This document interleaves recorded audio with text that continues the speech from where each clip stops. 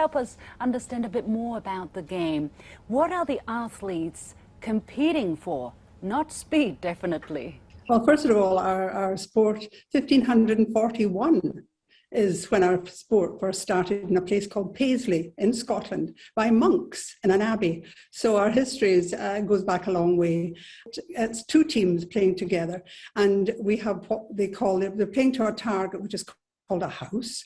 And they have to see how many stones they can get near the middle of the house to outnumber their oppositions. Our sport is very much referred to as chess on ice. It's not only the shot you're playing, but you're trying to anticipate what the opposition will do once you've played this shot. So it's a bit more complex. It's a sport that's open for all, for young 5-year-olds up to 90-year-olds, and everyone can play the sport. It's a fun sport. But then when we come to the competitive level, it's a different ballgame. And obviously, it takes a long time to, very quickly, I could take you on the ice, Jin, and very quickly get you curling. But it takes a long time to become an expert. And these people who are obviously at the Olympics have spent their whole life training for this big moment in their lives. I can imagine, and I would love to have that opportunity. But talk us through your journey, your amazing personal journey with this sports. I understand you started to play this sport very early in your life, in the 1980s, and then you played for a very famous Scottish club. Today, you are the first female president of the World Curling Federation, and you're the first female president of an Olympic Winter Sports Federation, and you received an OBE as well as CBE. Is curling really so attractive and so much recognized? Very much so. I didn't start curling, believe it or not, I was later in life, the 80s. I am not young, but I didn't start. I got married and my husband was a curler. And he would go to work. He was a banker. He was a bank manager at that time. And he would go to work early in the morning. And then at the end of the day, he would go off curling instead of coming home to be with me and my children. So I decided, I must try this sport, and totally and utterly fell in love with the sport. So I was now in the same position as my husband. Why in my own, so then I progressed through and became a curler at a national level, not at an international level, a national level, and won a few competitions. But at that point, when I was curling at my top level in curling, it was never an Olympic sport. So I never got to the dizzy heights. I did represent my country in America in tours for 21 days and then thereafter. Anyway, in 1998, I became a representative for Scotland in the World Curling Federation. I introduced the sport of wheelchair curling, and so I became well known within the federation. 2006, I stood as vice president of the World Curling Federation and won the vote. And then again in 2010, I stood for president, and it's been my life. 24 hours a day, 7 days a week. I've loved it. I traveled some 150 days. Before the pandemic, I was away from home 150 days in the year because we have so many championships, and I have loved every minute, although my term of office finishes in September. But anyway, it's time to hand over the baton, but I've loved every minute. So you started curling later in life. Do people not need any special talent or special training? Can anybody start playing curling if they want? Of course they can. Anyone can become a curler. But when I say late in life, I was in my late 20s when I started, which was late in life. But no, I could take, as I said earlier, Shin, I could take you on and very quickly teach you how to curl. And it's curling for all ages. And so you're asking me, how I became president of the World Curling Federation. I think that was your question. But it was through, to be honest, when I introduced wheelchair curling, and then people got to know me because of what I was doing with wheelchair curling. So in 2006, I stood as the vice president of the World Curling Federation again against other people, and I won. So and then 2010, I became the first female president of the World Curling Federation, and of any Olympic winter sport. And and this is my claim to fame. It's been challenging, to be honest. I mean, sport is still very much a man's world, and it was challenging for me at that time. There was only two people: was Marisol Casada from triathlon and myself, who were presidents of any sport, both summer and winter.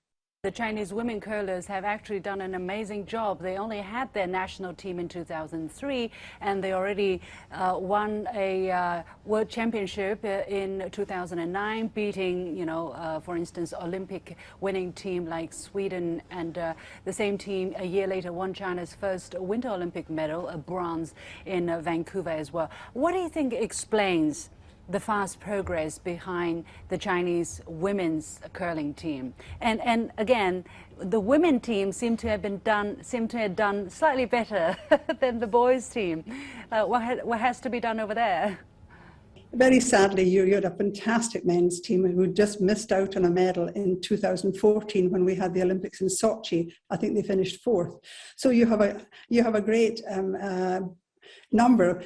I think you have the biggest chance because of your population. You think of the numbers in China and how they could become our biggest curling country following these games, and this is going to be our legacy, hopefully, from the games. And speaking about legacy, if I may just quickly touch on that, we have in the basement of the water cube, ice cube, a brand new facility which is going to be our legacy, which is a 4-sheet curling facility. And when I was out in October, they actually had a curling exhibition in the halls there. Very, very impressed. But as far as your athletes are concerned, I know how hard they've been trying. They have been practicing and training over the period. So nobody has put more into this sport, I think, than your athletes. What they've had to do and train. So I'm really excited about seeing them. But anything you would like to see China going a bit further in? I don't know, for instance, for the Paralympic team, or for the men's team, or for the way how they prepare for major events. Any ideas or any projects you think can be helpful or meaningful for the Chinese curling players? Very much so, because we have an excellent program for development, and we need development officers. We need development officers in your country. We have our head of development is very happy. We have one development officer at this moment in time. You have a huge population, so we need more people on the ground. And thereafter, we can come into your country following the games and spend a lot of time going wherever curling is happening in your country with our people to set up programs to progress the sport. And I know that the people who have already tried the sport in China have really embraced it. And speaking about your wheelchair teams, I mean, they're our world champions. They're a fantastic team. Our first Olympic medal, they won the Olympics the Paralympics in 2018. Fantastic, the first Paralympic winter medal in China. And so for sport, so you have an outstanding Paralympic team. So I have no doubt they will definitely be on the podium. So a lot's happening, and as I say, we're here to help. We now have 65 countries playing our sport, and particularly in Asia, in your part of the world, it's very, very popular, with so many more countries waiting to become part of curling. After the Vancouver Winter Olympics, you said, and I quote, "Curling became a sexy sport." I don't know whether it was correct. What do you think it will be after the Beijing 2022 Games? What can and will Beijing add to it? And when I said it was a sexy sport, I'll tell you why. Because that was the first time that it was a Norwegian team. And when I arrived in Vancouver, our Secretary General at that time, Mike Thompson, said, "Oh my goodness, wait till you see this Norwegian team." they're wearing these fancy pants, as we call them, these psychedelic pants and trousers, we call them pants anyway, and it became fantastic. And you know, in 2010 nobody could get a ticket to get into the game because they were so popular. So I think sadly we're not going to be seeing spectators, international spectators, but this is just part of the pandemic. But we will put on a fantastic show, and I hope it'll be the best watched sport during the games. Yeah. Finally, what can curling give me if I started practicing curling? Very briefly. Fun.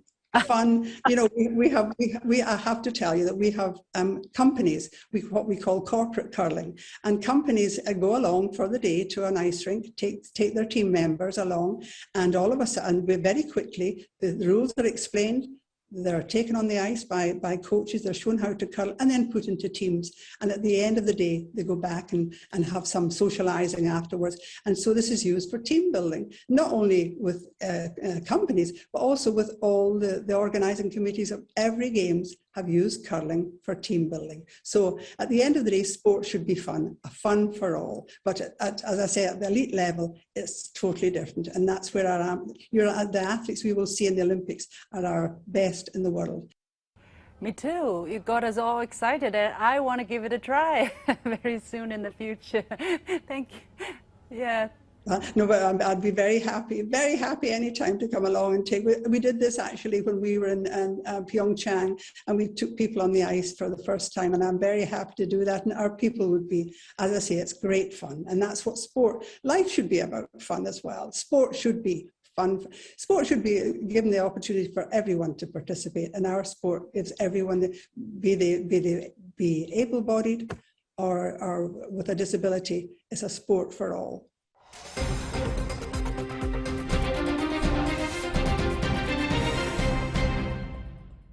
With that, we come to the end of this edition of The Point with me, Liu Xin. As always, you can follow me on Facebook and Twitter using the handle Liu Xin in Beijing. Thanks for watching.